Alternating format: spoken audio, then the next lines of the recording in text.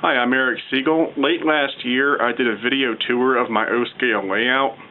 It's now June of 2009, and I wanted to give you an update as to what I've done since then, as well as some of the stuff that's coming in the near future.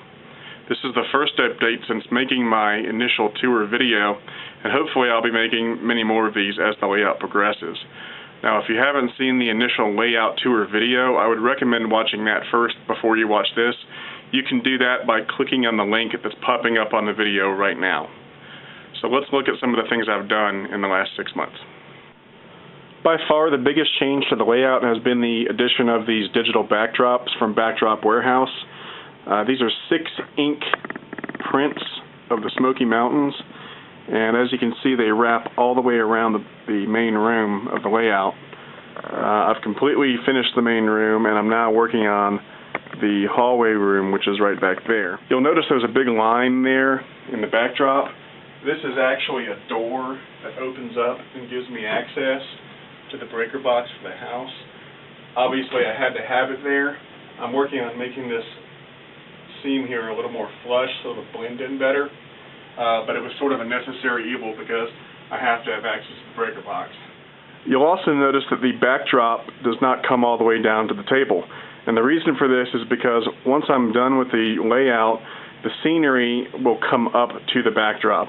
There's going to be a second level of track on here and lots of mountains and hills. And so once it's all done, it'll all rise up to the level of the backdrop. So while it looks a little weird right now, once the layout's done, it'll look nice. Something else I've done is taken all the controls for the layout and moved them under the table. I'm still working on this area a little bit, but it's pretty much done for the most part, and this gets all the controls out of the way and out of sight.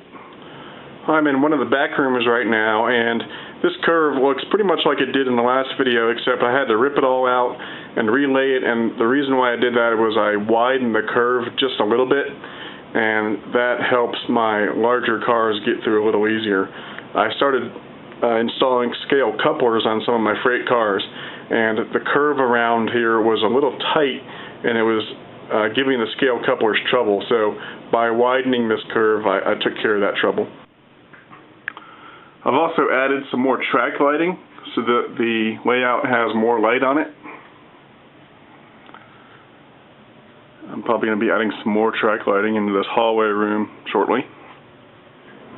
If you remember from the first tour video that I did, this siding here was pointing the other direction, and I've reversed it, and I've also ballasted all of this.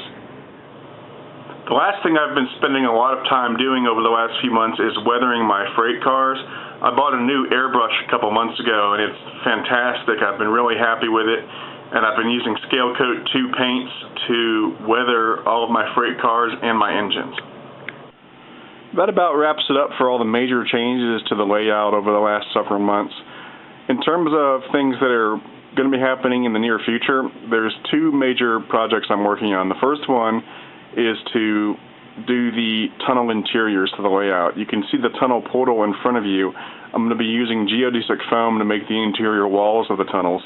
Once the tunnels are complete, then I will start on the second major project, which is the second level of track.